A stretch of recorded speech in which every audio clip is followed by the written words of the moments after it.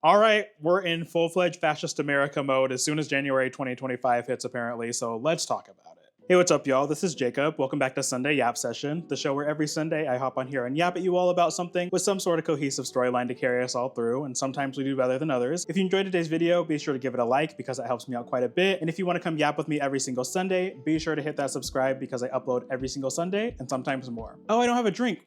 Hold that thought. Y'all, I knew something felt wrong when I sat down. I was like, something's missing. Something isn't right.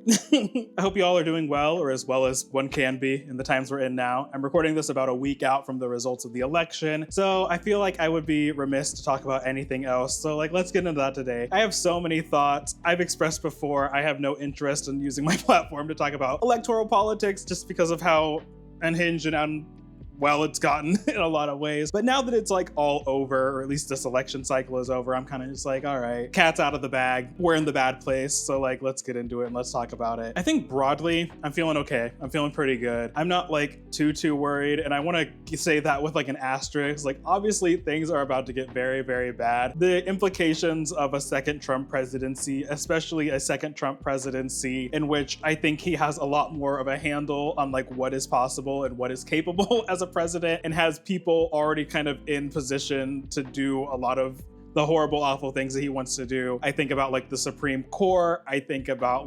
reproductive rights. I think about all of these different rights that we're probably gonna see go away. Yes, it is about to get bad, and I wanna put that out the front because largely I kind of want to talk about how this has not shaken me up as much as I feel like I'm seeing a lot of people get shaken up about this. And there are a couple reasons why, and I kind of want to explore that today. I feel like every time I get online and I get on social media, I'm seeing a lot of people kind of like I talked about before, crashing out, doom posting 40, 50, 60 crash out videos, basically treating everything like the sky is falling and the world is gonna end tomorrow, or as soon as January hits, the world is just gonna be destroyed and there's no point in going forward. And I find a lot of that kind of off-putting, and I understand, yes, this is a scary time, but I think a lot of people are catastrophizing in a time where I really think it would be a lot more beneficial to actually start mobilizing and start putting plans into place about how to kind of navigate in a second Trump America. And I think that I feel that way largely because a lot of kind of the way I'm thinking about my life and where I want to go in the future and things I'm kind of scheming behind the things now have kind of been in preparation for a moment like this, and just my general unhappiness and low quality of life just as a whole, regardless of Trump being the president, Joe Biden being the president. So I do feel I'm seeing a lot of people mobilize now, and now have kind of woken up and are kind of that meme where the house on fire or whatever. And I feel the house has been on fire for me for years and years and years. So I think that's part of the disconnect I'm sort of having. I think especially a lot of white moderates kind of crashing out and treating this it's the end times is kind of bothering me. I've kind of indirectly talked about this in a lot of ways, and largely I am talking about the election, electoral politics, and political change when I talk about these things, but just the power of proximity to other people and how I can get on here and talk till I'm blue in the face about my life and why I deserve to have rights and deserve to exist and be happy and all of that. But me as a Black queer person is not going to necessarily resonate with your average white moderate, white conservative voter compared to other white moderates, white conservative voters, or just white people in general. So I'm seeing a lot of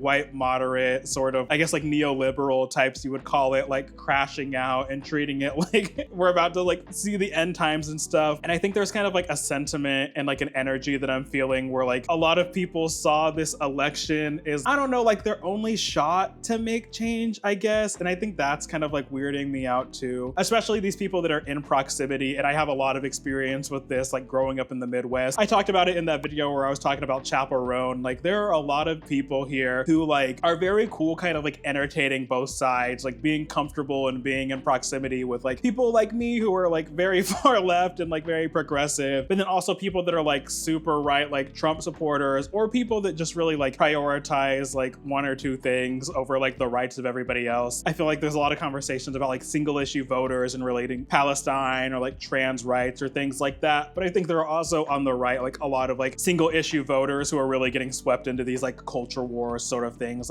oh, the transgender people are taking over sports and blah, blah, blah, blah, blah. And like letting that sort of ideology dictate their entire political focus without any sort of like critical thought. And I talked about this too during the election. I saw a lot of people like beefing with each other in comments and like fighting online. And there was a really like weird feeling inside that I have, because I know a lot of these like white moderate people that are spending all of this time doing this could be so much more powerful and have so much more of an effect on people. And I think could really shape politics and the outcome of elections and things like that if they would actually confront people in their day-to-day lives that have these beliefs and like do the work. I think a lot of people have just like gotten burnt out on that in a lot of ways, which I personally think is weird, because this is something I've had to do like from day one I got on this earth. It is a perpetual like advocating for my rights, advocating for my humanity, advocating that like I am not someone who is disposable and should be tossed aside. And then I see these people that are like, well, I tried to talk to my mom about this and we had a couple conversations and like we would just argue until I just cut her off.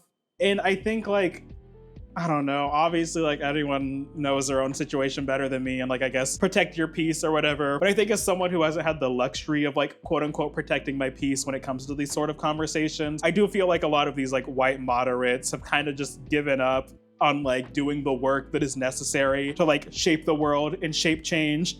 For any of my Parable of the Sower fans, I think there are a lot of people that could be doing a lot of shaping, could be enacting a lot of change, but are like hitting this wall of like tough conversations and that being like as far as they want to go. And so I see these same people sort of like crashing out and like treating everything like the sky is falling in regards to these election results. I don't know, it feels like someone standing at the bottom of a hill and seeing a boulder rolling towards them, and like the boulder is rolling across these years leading up to this election, and the boulder is rolling and rolling and rolling, and they're standing at the bottom right in front of it just like, oh. And now that the boulder is like right in front of them, they're like, oh my gosh, now it's happening. Like, oh my gosh, it's getting so bad. And I'm like at the top of the hill, already squished by the boulder, looking down being like, girl, like it been bad. And so that's why I think I'm like so kind of just like not like indifferent to the election results right now. Like I'm definitely like distressed and I'm definitely unhappy with the outcome. I would have largely preferred a Kamala Harris presidency, even though I have lots of gripes and complaints about her. But also I'm just like, I think as a Black queer person, America has never been something that I have been fully satisfied with, have fully felt safe in, especially in the Midwest. So I'm kind of just like, yeah, it been bad. it been bad for a while. Like, I'm glad you see it now. I'm glad you're like just as panicked as like I have been kind of like underlying the entire time. But like, I feel like the time for action and the time for preparing and like all of this stuff has been here for a while. And I think that like, yes, voting is important. Voting is powerful. But I think so many people are like treating that like their only means of enacting change. And then when the election doesn't go their way, they're kind of just standing there like, well, what do I do now? Like, it's about to get bad. It's about to get bad, when there's like so much more work that can be done and needs to be done for us to like survive and get through these next 4 years and the implications of like what is going to change as a result of these 4 years. Because ultimately, especially when it comes to things like the Supreme Court, potential changes and just protections that we've had for a long time that could come tumbling down in the next 4 years, this is much more than like a 4-year thing, very obviously. And so I think like the lack of like preparedness and the lack of just kind of acknowledging that America has been slipping into fascism for quite a while now, and now it's just like very bold and in our face. It's like very confusing to me why like now people are so scared and people are so concerned, and they're suddenly now with like whatever, like 2 months left until Trump comes into presidency, like now being like, okay, we got to do all this stuff. We should have been building out plans and building out a way to do this. And I think a lot of queer people, a lot of like Black people or other people of color, but I'm of course only going to be speaking from like a Black experience. I think a lot of us, just like conversations I've been having in person, online and things like that, a lot of us kind of like have been preparing for these things, have kind of like had this perception of the world. And so it does feel like, I don't know, odd seeing all of this crashing out. I think I'm also getting really frustrated by seeing a lot of people very objectively taking advantage of this situation too. Like it's me talking about TikTok again, me complaining about TikTok again, but just like the number of creators and things that I've seen getting on there posting like doom and gloom, oh my gosh, it's the end times, like it's about to be so horrible, very like doomer, like lie down and rot sort of content that I just like already despise, because I think like that's not the energy you need in like most situations, but especially people people that are like posting like all these videos over and over and over, very clearly in my mind trying to like capitalize on this moment and like get the views up and get the money up. I think that is really disgusting. And especially people with like large platforms too, that really do have the power to like connect with people and mobilize people for change, or just like provide a platform for conversations about like where we're going to go next, which I've seen some of that too. And I think that's much more helpful. There's definitely a lot of like grifting off of the results of the election that's happening that is really disheartening, especially too, because I think the people that are really excited and super happy for these election results, that's what they want to see. They want to see us crashing out. They want to see us doomy and gloomy and ready to lie down and just take whatever is about to happen because there's nothing we can do. And I think like that defeatist sort of mindset is so unhelpful and so unproductive when there are so many things that we can do. Like the world is not going to end in 4 years. Like, like I think things are going to get harder. Yes. I think things are going to get a lot more expensive. Yes. I think it is definitely going to be more difficult to like navigate the world and things like that. But I think in my mind, at least, I think I will be fine. I think I'm going to be able to make it through this. I feel like I am a very resilient person. I'm fortunate to be in community with people that love me and care about me, and like we're able to hold each other down like if things get scary. I knew if I ever like got into trouble or if I like was having issues surviving and stuff, I have so many friends that like at the drop of a hat would like take me in, take care of me, look out for me, and I would do the same exact thing for those friends as well. The fact that I'm so in touch with my community really does like give me kind of a reassurance that like no matter what happens, it will be all right. Not good. I'll be okay. I'll be okay. And I think like getting in community and getting in connection with community and getting to know the people around you, if you are someone who is kind of like in that space of doom and gloom and like, what do I do next? That's what needs to be happening right now. You need to start getting to know your neighbors. You need to like be having conversation with your friends about like, hey, like let's talk about how we feel about the next several years and like what we're going to do. Like basically just forming plans for how we're going to look out for each other. Like I think now is a time for a lot of people to get really invested in like mutual aid and getting invested in looking out for your community. And that's a lot of stuff that I do right now that I've gotten like into recently in the last several months. I think I talked about that on here. And like doing that work, not only like does it make me feel good that I'm like getting to know more people and investing in my community, like it helps me feel productive and I'm doing some sort of part of like making the world a better place, despite like the relatively small scale that I'm working on. Like I'm not saving the world or anything like that, but like I am doing work that is important and is making the people around me safer, and it is very fulfilling to do. And I wish like more people would take that kind of doomer energy into like investing in that sort of stuff, especially too because when it comes to like mutual aid and like community organizations and stuff, there are so many of them who are like desperately needing the help, who would love to have the help. And I think like, yes, that's hard and it takes time and like it's taxing and it's like another thing to do. And I know like so many of us have so many things to do already and so many things kind of like going on, but that's the kind of work that's going to help us get through all of this. And a lot of times it's really as simple as just expressing an interest in helping. And I've gotten this personally because I've talked about like mutual aid and how like now is the time to get involved with this. Like I put a little like Instagram post up and I got like a handful of people reaching out to me being like, hey, how do I do that? And like, I don't want to sound like rude. I never want to sound mean, but like, I don't know. I think there are a lot of people like screaming with like their heads cut off almost at like, oh my gosh, it's about to get bad. It's about to get bad. And then like aren't willing to like look into the things they can do. Like when it comes to mutual aid and stuff, it really is as easy as just like looking up mutual aid in my area. If you're interested in like the COVID activism and things like that, like Mass Block in my area, nonprofits in my area, things like that, and just like look and see where you can help. With the mutual aid stuff I'm in right now, I literally just like, I was aware of this organization that was in my community. I just DM'd them and I was like, hey, here are the skills I have. I would love to help. I don't know what you need, but like tell me and I will do it. And that's how I got involved with my mutual aid work. And it really is that simple. It's just like showing up and being willing and able to help and like taking that proactive measure to like get involved in help. I think there is like a lot of personal agency when it comes to making the world a better place that like you do need to take if you want to like help with these things. That's going to be a lot more better for the world and a lot more meaningful than like sitting on TikTok and like beefing with people in the comments and like fighting about an election that is already decided and like things that are already about to go into motion and catastrophizing. Like, I don't know. Like, I think now's the time too also to like start getting read and start